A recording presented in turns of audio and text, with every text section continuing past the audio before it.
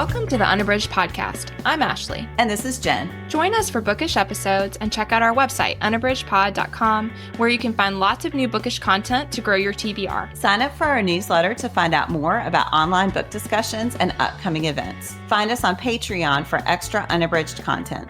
Join us on Instagram and Facebook at Unabridged Pod and message us there or see our website to get plugged into the Unabridged community. You want opinions about books? We've got them.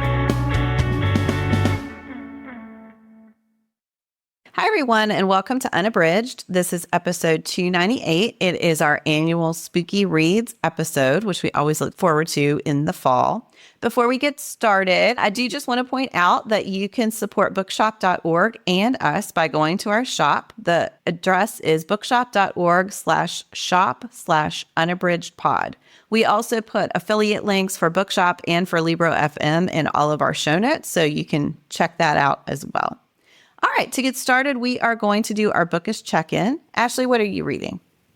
Well, this should be good for spooky season, but also I just started this morning while walking my dog for the audio, thanks to Libro FM.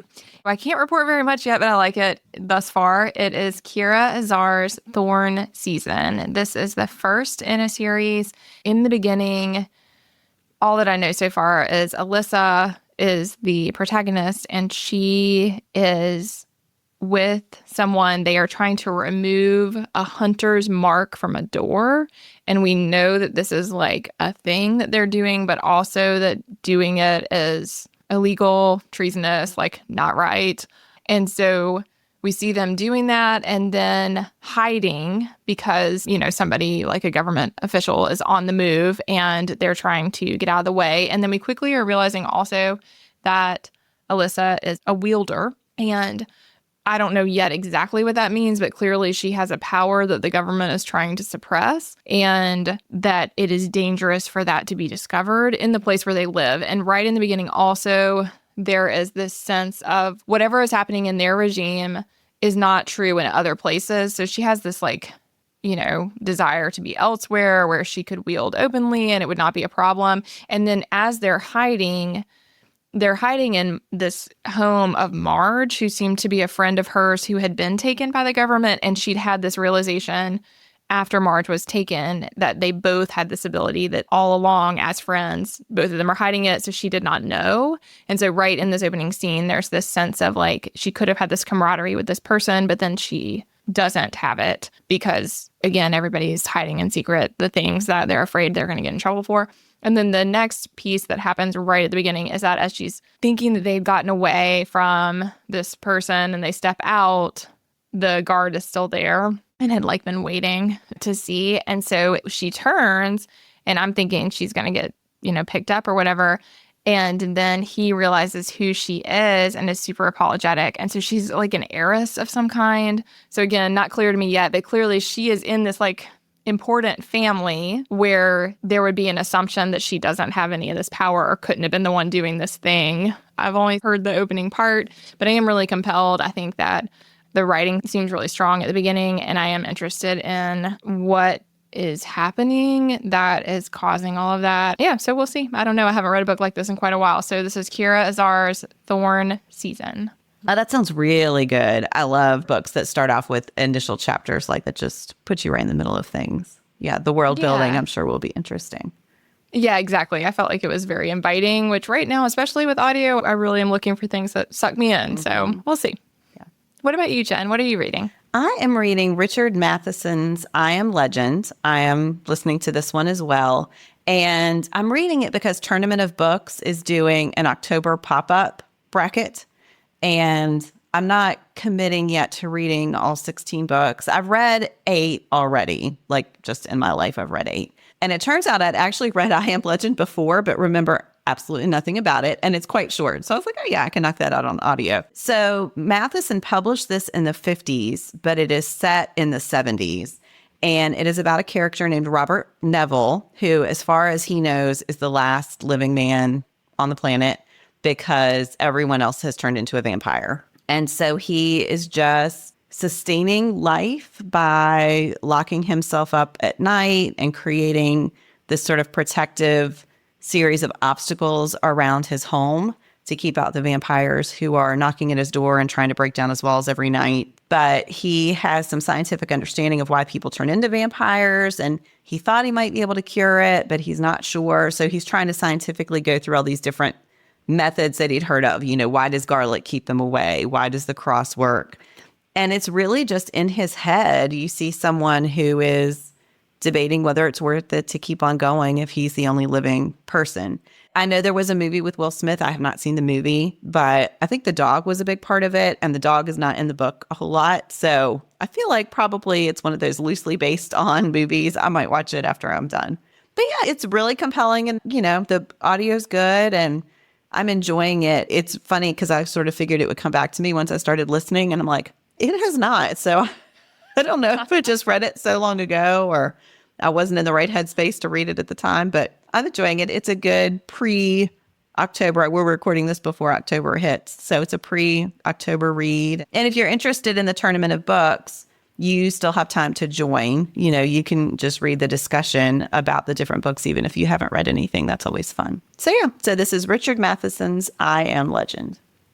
That is so interesting, Jen. And I was thinking that there was the movie that was all coming back to me, but I also did not see it, largely because I knew the dog played an important role and I worried the dog would die. And Jen knows full well that I essentially avoid all things where dogs die. So wait till you hear my Bookish Check-in for the other episode we're recording today. You're going to be out immediately. So it did immediately make me think, though, of Peter Heller's Dog Stars, which is still one of my most favorite books ever. But that is one, listeners, where Jen was like, I need to tell you, things don't go well for the dog, but I really think you're going to like the book. And she was right. It's one of my favorites. So there you go. It can happen. It can happen. Very selective circumstances there. That's right. All right. Well, we are going to move on to our main discussion, and each of us is going to recommend something spooky that is perfect for the season. Ashley, what do you want to recommend? Oh, gosh. Well, longtime listeners know that, number one, I don't do spooky for the most part. I usually don't like anything that's like a thriller or true crime is a definite no-go for me most of the time. Although we just did an interesting one for our buddy read that was very powerful, and I'm glad I read. So anyway, I tried a couple that I enjoyed, but that didn't feel like they were right. And the one that I am going to share, I still think is not atmospherically spooky at all. But there are a lot of things that are fitting to this season. So I want to share Megan Bannen's The Undertaking of Hart and Mercy. And Hart and Mercy are names of the protagonists in the book. And Mercy is an undertaker, and she's coming from a family of undertakers. And so her job is to prepare bodies for funeral services. And she is in a family, it's Birdsall and Son is the name of the family. And Birdsall is her dad, who is like largely Roy, I think is his first name. And he is the one who, it was his business. And his son, Zevi, is supposed to be taking over the business. But right at the beginning of the story, Zevi has come back from 3 years of school where he was supposed to be training for all this. And he comes for his first day with her, and he is supposed to be like helping her with the body, and he has to like go vomit multiple times. And she's like, of course it's hard. Like, okay, he can get used to it. And they're in their world also, you prepare boats. Boat making is part of what they do. And so instead of having the caskets, they make boats from different woods in order to take care of the bodies. And so she's like, well, maybe he can help more with the boat taking and then kind of ease into this. Well, within a couple of days of being back, he unveils that he made it through like a week of the school. And then the last 3 years, he's studied, I think it was philosophy instead. And so clearly he's been lying to the family. He cannot take over the business because he cannot stand the business. And he's like, please don't tell dad. So Mercy's continuing to do this. Well, this kind of thing happens with each member of her family, that all of them have these secrets that they are keeping from each other. And poor Mercy is trying to hold on to all of those. There is an elaborate world building that is happening in the book that I really enjoyed, but I did have to kind of work at. Like, it is a world that is very different from our world. And so it takes a lot of time to understand, like, the funereal process, and like there's these keys involved, and like figuring out what the keys mean, and you have a birth key and a death key, and people who love each other have like different keys for the different family members. And so there are a lot of pieces that would be too complex to explain in my little overview here. So the reason I brought that up is because Mercy is noticing there's more and more of these like people who are like lost souls kind of that just need somebody to take care of the body. And that, for some reason, there's this huge uptick of this happening, of people who are like kind of unclaimed, but who need their bodies to be processed. And so she's noticing that from the Undertaking side. Hart is a marshal, and his job is to keep watch for these things. They're called dirges. And it's like these souls that did not carry correctly out into sea. And so now they're like adrift, and they can take over corpses and animate them. But of course, that's bad news for people, for the people. And so his job is essentially to rid that problem when it comes up. Like that's what he's supposed to do. And so he's a marshal, and that is what his process is. And then because of that, when he resolves the dirge, he still needs that body to be taken care of. So then he takes it to the Undertaker. So that is how Hart and Mercy connect. And they, in their very first encounter, things just don't go well. So he had worked with Roy prior, and then Mercy was there to take the first body. And they had this really terrible first encounter and really started to hate each other. And so they have a very contentious relationship. And meanwhile, Hart is noticing also this uptick of things where all of a sudden there's a lot more corpses, there's a lot more of these dirges, and they don't know why. And so there's this mystery happening. Both of them are coming at it from very different directions and trying to figure out what is causing this problem and like if there's any way to resolve it, because it is like precarious, particularly for the lands that are being affected by this uptick. So in his loneliness, Hart writes this letter to a friend and starts revealing all of these things about what he really feels inside. And aside from that, he's living a pretty lonely existence. And the letter gets delivered through these mysterious means to Mercy. And so Mercy writes back to a friend. So you have the two levels of things happening. The like letter level, that is like their internal worlds, where they don't know who the other person is. And then there's like the actual outplay of what's happening. And there's a lot of hijinks and humor, but it is also, it's funny because I was like, is it spooky? I mean, it is not spooky in an atmospheric way, but there is a lot of talk about bodies and souls and what happens and all of that. So like, yeah, I don't know if I saw this as a reference or not, but it makes me think of Tim Burton. There's a lot of this setting and book that is Tim Burton-like in the sense of like, I feel like when I watch things that he's directed, there is like a world that is accepting of mortality in a way that is different, I think, than like the world that we live in. So just if you see the cover of the text, like I feel like the cover image also reminds me of just, you have these skeletal hands that are holding a heart, and then there are people inside of it. And so, I mean, I really enjoyed it. There's at least one more in this series, and I would stay with it because I love the world building. I did think, like I said, there's a little bit of a lift for the reader to like figure out what all is going on. But I think that Bannen does a nice job of building all of that. And I think that through that world building, you get this really interesting place where they're exploring some interesting ideas about how to care for each other and like what community looks like. So again, that is Megan Bannen's The Undertaking of Hart and Mercy. And I do think it's seasonally appropriate. Yeah, that sounds so good. I've seen that cover everywhere, but had absolutely no idea what the book was about. So, yeah, that sounds like a lot of fun. I'm going to have to check that out. It is. It's a fun one. And I think interesting and, you know, a good seasonally, but not too heavy, despite all the dead bodies. It's a good compromise. What about you, Jen? What's your recommendation? And are there dead bodies involved? Oh, there are dead bodies and ghosts. Okay. And witches. Mine is Adriana Mather's, pay attention to that name, How to Hang a Witch. And the tagline for this is, it's the Salem Witch Trials meets Mean Girls, which I feel like is pretty accurate. So it focuses on a character named Samantha Mather, this is a young adult book, I should say.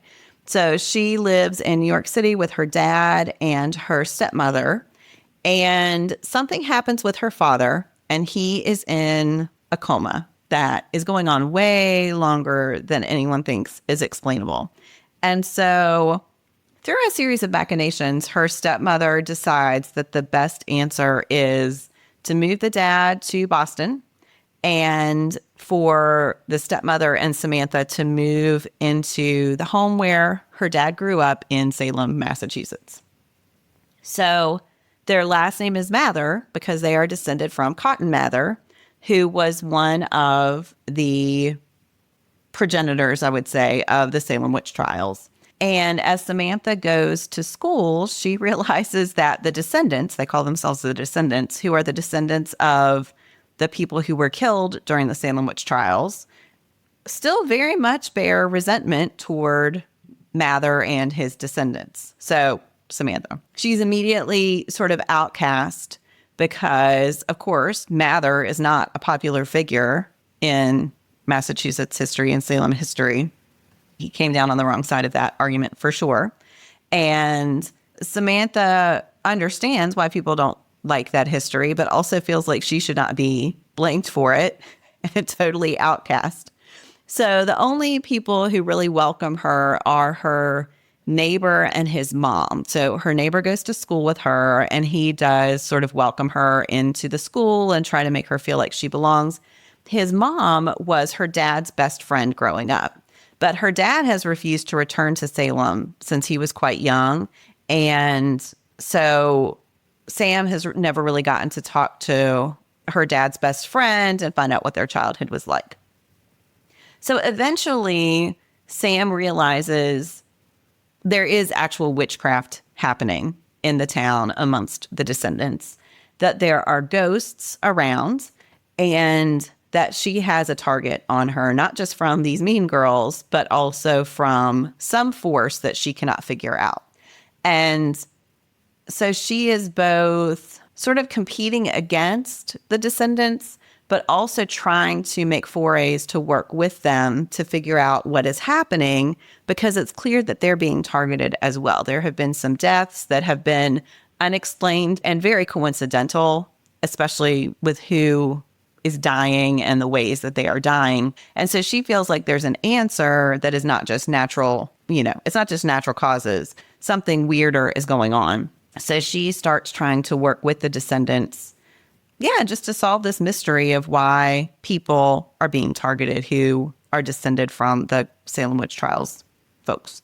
There is also a particular ghost who she befriends, and you get his story. There is a bit of a love triangle. You get his story as the book develops. So I really enjoyed this. I used to teach the Crucible at my previous school, and I love to teach the Salem witch trials every year because I think it's such a fascinating part of our history. And I feel like so many of the themes are so relevant about what constitutes proof of something and that sort of mentality of us versus them. And I thought that this book did a nice job of exploring all of that. The author herself, Adriana Mather, is a descendant of Cotton Mathers, and she has this great note at the end of the book talking about that she didn't really know much of her own family's history until later in life, and she became really fascinated by it, and that was what inspired her to write the book. So I thought that was a nice touch as well.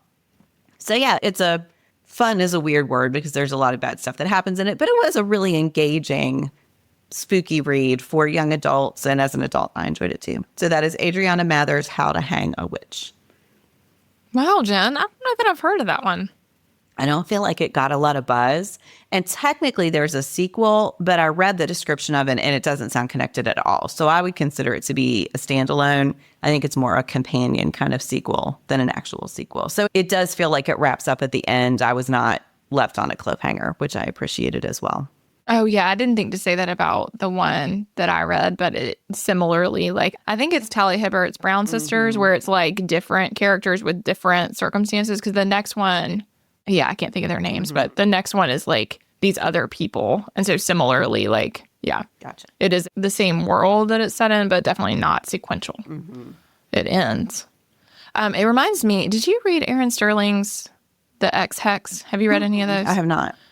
It reminds me of The X Hex. There's The Kiss Curse, The X Hex, and there's a third one. Anyway, I really like those, but it also deals with generational impact and things that are long standing that affect the current world. That's interesting. Yeah. Not as historically aligned. Still came to mind. And also like fun despite the very heavy, Right. the very heavy Yes. premise.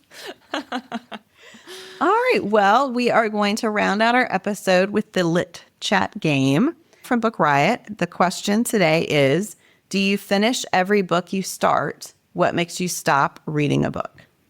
Ooh, that's a good question.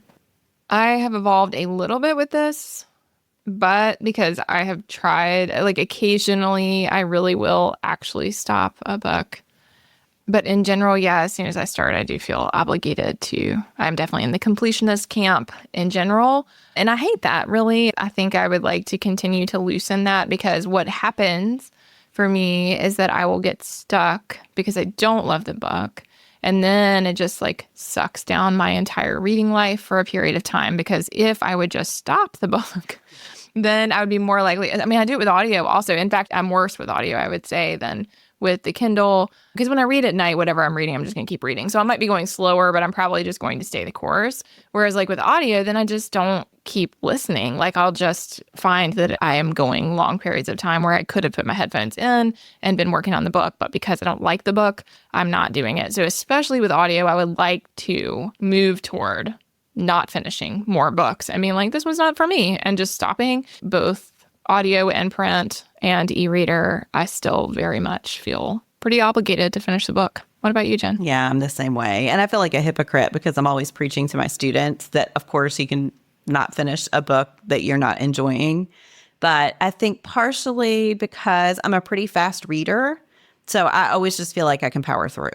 And so what ends up happening is I read a book not very well just to get to the end and feel like, yes, I've done it. I finished it. Which, again, I wish I could stop. But there are occasions that I don't finish a book, but it is quite rare still, even though I have worked hard at it over the years.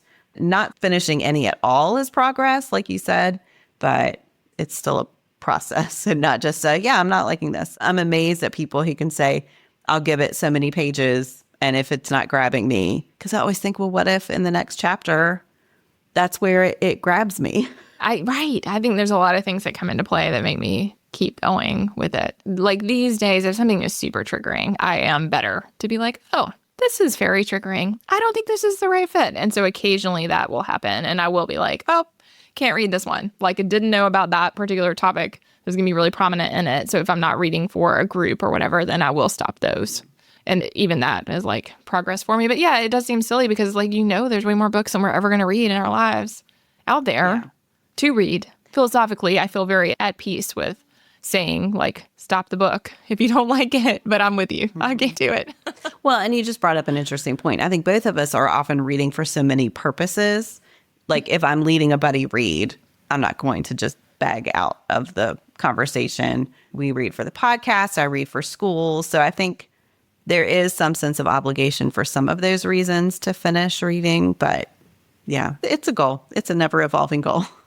Yes. Well, and I think something I would like to work on that I do think I could just work on doing is not marking. And I have simply by my own procrastination gotten better at this, but not marking that I'm reading it until I'm farther in it. I think that actually would really help. So like if I'm tracking my reading and I have indicated that I'm currently reading something, then once it is on that list, I might be reading it for 2 years, but it is still going to sit there because I just won't undo that. And I think if I would just wait longer before putting it on there, that would be helpful to me. Yes. Because then I would feel more like then the DNF is like easier because I don't have to worry about the fact that I haven't indicated that I'm reading it. So what? Yeah, that's a great point. Yeah. So it might help. All right, everyone. Well, we would love to know what spooky reads you recommend. What's your DNF philosophy? You can let us know at unabridgedpod@gmail.com or on Instagram @unabridgedpod. And thank you so much for listening. Do you have comments or opinions about what you heard today? We'd love to hear them. You can find us on Instagram, Facebook, and Twitter at Unabridged Pod, or on the web at unabridgedpod.com for ways to support us. To get more involved, you can sign up for our newsletter, join a buddy read, or become an ambassador. Thanks for listening to Unabridged.